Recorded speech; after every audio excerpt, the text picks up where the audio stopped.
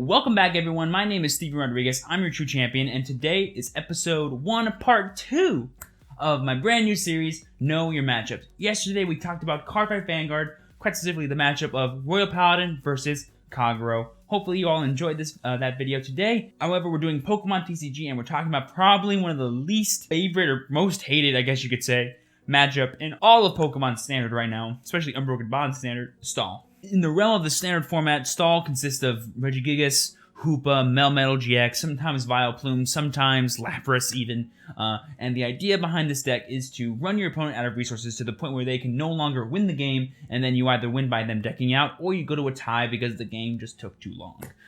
That's generally what Stall is. That's what I'm going to be referring it to here in this video. But really, Stall refers to any kind of deck that tries to just run your opponent out of resources and win the game that way. It doesn't have to be a Regigigas deck. There's always been some kind of control or stally or disruption deck in all of Pokemon. Moving forward for Unified Mind Standard, however, the deck kind of dies down and I don't really think exists. However, expanded, the deck will still live on, so this matchup kind of knowledge will help. What is Know Your Matchups? Know Your Matchups is a series where I, once a week, will go over the kind of basic information that you, a competitive or semi-competitive player, should try to learn if you want to try and partake in this particular matchup, or I try and answer questions that you all might have about specific matchups, like how would this matchup go, what goes on, what plays a role, how do I beat it. These are questions that I'm going to answer during a series like this, or I'm going to attempt to. But rather than just simply tell you, do this, do that, you're done, I will be providing you with all the information that I think is necessary for you to understand what can be beneficial towards you, as well as what's bad for you in these matches. And then you, in a given situation against said deck, will be able to know what I said, or practice what I said, and then you can be better moving forward. Because on this channel, I've preached it, I'm going to keep preaching it. I'm teaching you how to think, not what to think. That's a really big deal for me, and I think a series like this is just what the doctor asked for. And like I already said today, we're doing Pokemon TCG. We're talking about Stall. And in order to do so, I'll be talking about really 3 things. The deck, what it does, how it wins, stuff like that.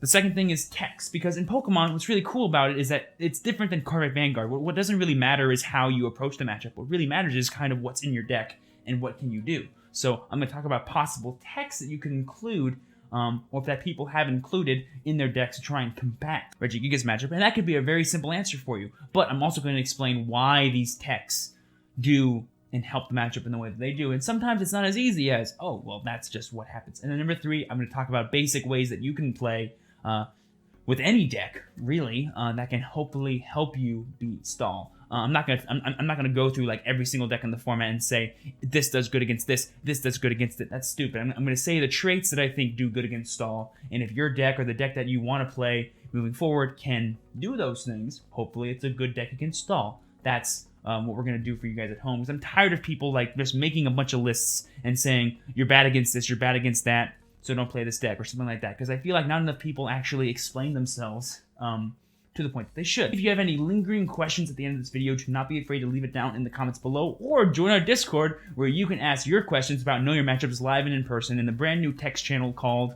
Know Your Matchups Pokemon. You can ask me questions about how do I beat Pikarom, and then I can make a video about it. Or you can say, hey, do you remember that time in the video where you said this and that? What does that even mean? That's what that text channel is for. Don't be afraid to join our Discord and ask questions, or have your questions answered by other like-minded people like me and like yourself. Super awesome community. It grows every single day. Hopefully you can come along for the ride and ask your questions and get them answered. If you still want to ask me some questions, don't be afraid to do so live and in person on my Twitch channel, where I go live every Tuesday, Thursday, and Friday, Pacific Standard Time in the afternoon, sometimes on the weekends. Follow me on Twitter and Instagram so that you guys can know when I go live out of nowhere. And yeah, with all that being said, let's talk about Stall.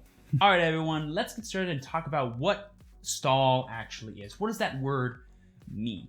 A thing that I feel like doesn't really make sense to people if you just tell them the deck in general is they think it's a mill deck. They think Stall is mill. And they get those 2 decks confused a lot of the time. And I'm telling you right now, they are not the same thing. Mill is very similar in the sense that it has a lot of the same disruptive kind of cards, and is similar to how it kind of avoids losing, but it has a win con of using effects that mill your opponent out. That's a mill deck. It has an active win con to try and deck out your opponent. Stall really doesn't actually have to be a mill deck. Stall can be can have mill incorporated into it, which then makes it a Stall mill deck, but it's not necessarily always a mill deck. So think of it kind of like mill is a Stall deck, but Stall is not a mill deck. Does that make sense? I hope that does.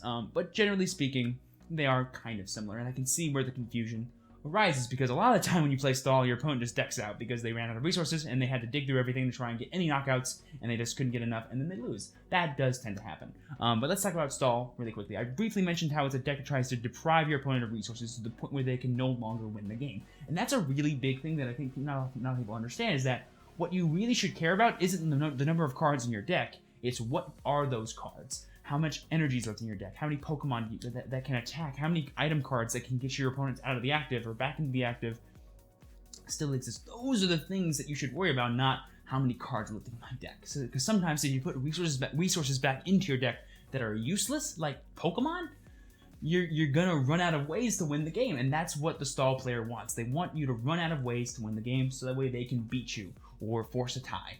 That's how it goes. Generally speaking, a stall player is not trying to win, they are trying to make you lose. That is their motto. It's crazy. It's actually a really unique way to play the game. I, for one, have played stall a lot. I definitely have a unique perspective in stall where I feel like it's actually very healthy for the format, because it forces people to think about the game in a way that they didn't previously. But let's talk about kind of how stall wins. There we go, it's on. Okay, so stall, the way it wins: depriving resources, forcing your opponent to deck out, or you're so not afraid of being attacked that you just start attacking with whatever damage amount you want, and you win the game by taking prize cards. A good example of this is Lucario Melmetal has Steel Fist. It does 50 damage. Sometimes stall players get to a point in the game where your opponent hasn't attacked for so many turns to the point where they just do 50 damage every single turn, and eventually they take 6 prize cards, and that's all they need sometimes, and it's kind of ridiculous because it just is crazy. So the general idea here is that they have big tanky Pokemon that just sit in the active, and or they have Pokemon that just cannot be hit or force you to not hit, like Vileplume and Hoopa, for example, and they just sit in the active, and then your opponent cannot kill them, and because they cannot kill them, they cannot take prize cards, and because they cannot take prize cards, they do not win the game, and because they do not win the game, they will eventually lose the game because of the combination of cards like Acerola, Lucamine, Max Potion, stuff like that. Allows stall deck to have infinite resources. It allows it to never deck out. It has infinite recursion of cards in its deck, and it can even win if the game has gone on long enough with cards like Unknown Hand, which allows the deck to actually have a clock. It allows the deck to actually win against strategies like, oh, draw pass, because if you don't do anything against the stall deck, they could have Unknown Hand, or they could have cards like Larvitar, Shrine of Punishments, or even alternate win cons that then push the game further. So that's kind of how stall works. These are the tools that stall uses to get rid or to win the game. In terms of the disruption, it generally is only energy slash counter catchers to they have gust effects as well as energy denial cards, which slow the game down to the point where you are not attacking, or to the point where you are not actually pressuring their active Pokemon. And that's what they want. They want you to not attack. They want you to not do damage. They want you to just sit there and let them play solitaire. And that's how they win the game most of the time. So that's how stall wins the game. That's kind of the tools that they have at their disposal. They even have responses to possible techs like Lugia GX, Counter Gain, Larvitar, Shrine of Punishments, all kinds of neat little tools that they have, and they have healing. So that's kind of the basics of what a stall deck consists of, and why those components kind of work to achieve this win condition. Big tanky stuff, healing, and disruption. That's kind of the bread and butter of every stall deck. Alright, now that we've talked about kind of what stall is in a more generic sense, and you have a better understanding of what a stall deck is trying to do and what it can do, we're going to talk about possible techs / ways you can play to help combat or deal with this oppressive disruption. These techs are going to make it easier on you to have proper resource management. Let's talk about the first one.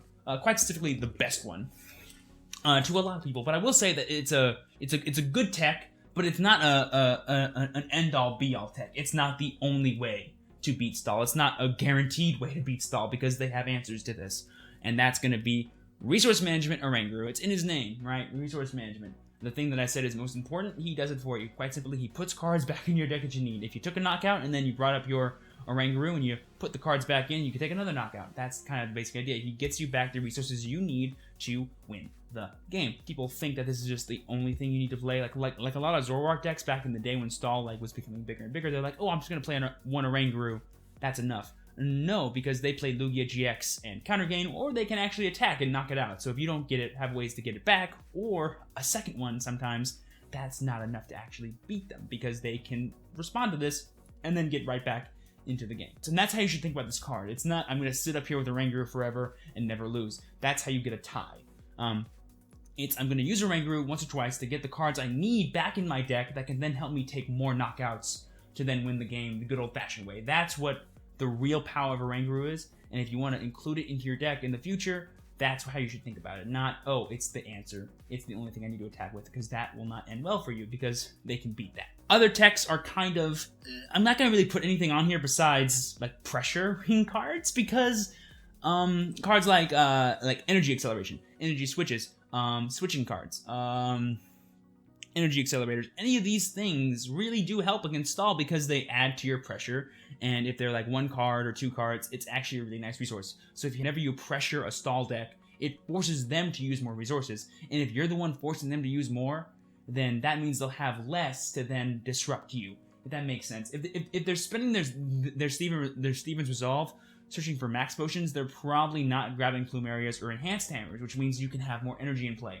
And then finally, this is kind of a niche counter, but it is really good against stall, and that's going to be Naganado GX. Naganado GX is very good against stall because he basically says no to counter cards like Counter Gain and Counter Catcher, and he basically takes 3 prize cards without ever needing to actually hit anything. And if you played him in Zoroark with Alolan Muck, you had ways around Hoopa, which then allowed you to take more knockouts, and more knockouts, and more knockouts. Inside decks that play Ditto or Triple Colorless Energy is actually a really good answer to stall, because it literally gives you that... It literally says you have to take 3 less knockouts to win the game. Also, it stops them from using counter catchers until you're at 2 prize cards remaining, which means if you have 2 Guzmas, you can win the game. He advances the game state to a point where stall can no longer win, and they're no longer in control, and that's the worst thing for a stall player. Like, if they cannot predict the next 3 turns, or they don't or if they can't dictate what happens in the next 3 turns, it shakes them up, throws them all out of whack, and it allows you to gain the upper hand and then get the game state back in a favorable position for you. They're all about slowing it down, they're all about getting rid of your stuff. Well, Naganado GX is all about accelerating it, getting it further and further to the point where you can win the game.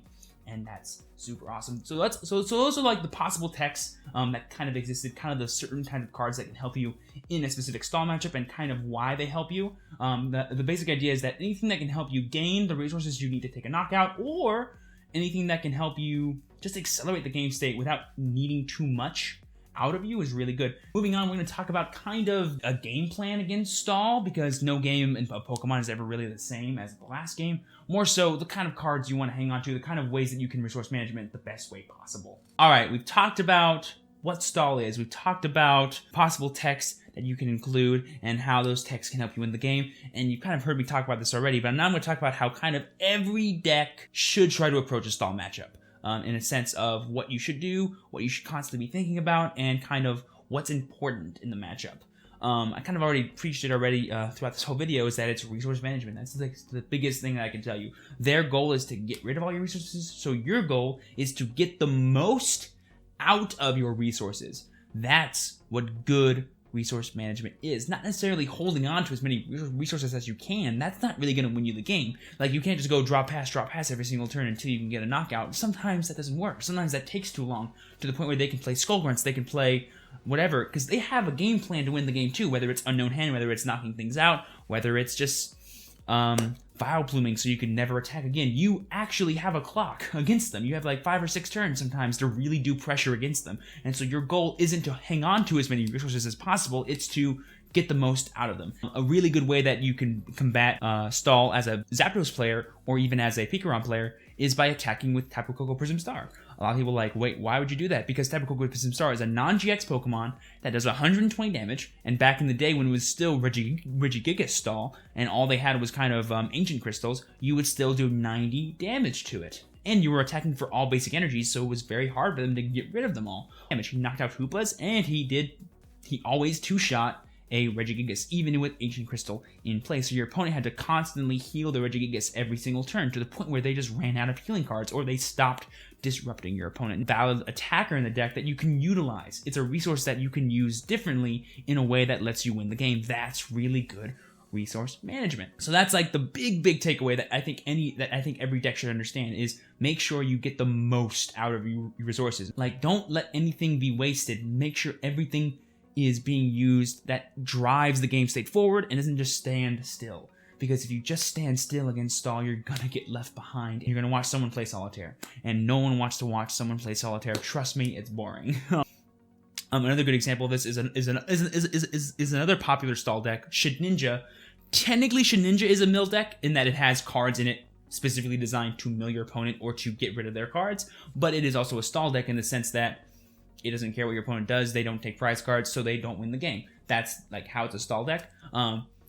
If you have Goosebumps and Field Blowers, know how many you have. That's how many prize cards you can realistically take once Shedinja is going. So you know once Shedinja is in play, that's how many prize cards I can take. If it's 3 Guzmas and 1 Field Blower, that's 4 prize cards, generally speaking, if they do everything that they want to do, which means before Shedinja comes online, you should take 2 knockouts. Once you take 2 knockouts, once Shedinja comes online, you know that you have enough resources in your deck to take 4 more.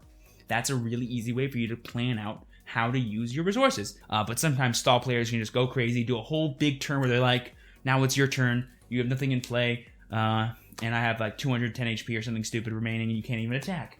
Your turn. Sometimes scooping is a really good thing because a lot of the time, if they win game 1, game 2 never finishes, and then you move on in a best 2-out-of-3 series with a loss. But if you win game 1, lose game 2, you still have time for game 3, you can actually get that third game victory because they probably won't win the third game, but you totally could. So definitely make sure that you understand your game plan going into stall because it's very important because time is a factor here. If you don't think about your game plan and know it beforehand against stall, sometimes your games just aren't going to finish, and the best you can hope for is a tie. And if the best or a matchup that you're hoping for is a tie, oof, that does not sound too fun at all. So definitely make sure that when you're playing the game, you're playing to win, you're not playing to tie, and make sure that once you realize you can't win, you scoop and you move on to try and hope for the best, right? Because at the very least, you're going to get a loss or a tie. You may as well try and go for the win against stall. All right, everyone, that wraps up episode 1, part 2 of my brand new Know Your Matchup series, where we talked about the Pokemon TCG matchup for stall. I hope you guys enjoy the video. I hope you guys learned a little bit something about the matchup that maybe you didn't know before, and hopefully this knowledge that I'm giving you will help you practice and learn the matchup, and that way the next time you play against a stall player, you'll get to say, I know how to handle this matchup, I'm feeling more confident in it. And that's kind of the goal of this video, is to help you feel more confident with these matchups that I'm talking about, because so many people on YouTube just say, all you gotta do is know the matchup and you're fine. And I'm like, well, what if you don't know the matchup? Then that means you're not fine. Well, hopefully now you guys are good to go and you have the tools you need to make yourselves better Pokemon and better Cardfight Vanguard players. If you guys really did like this video or are liking what I'm doing on my channel, please be sure to let me know by leaving a like and subscribing to the channel and click that bell for notifications so that way you guys know when my next Pokemon TCG Know Your Matchups video goes live. Also, if you have any lingering questions about this matchup or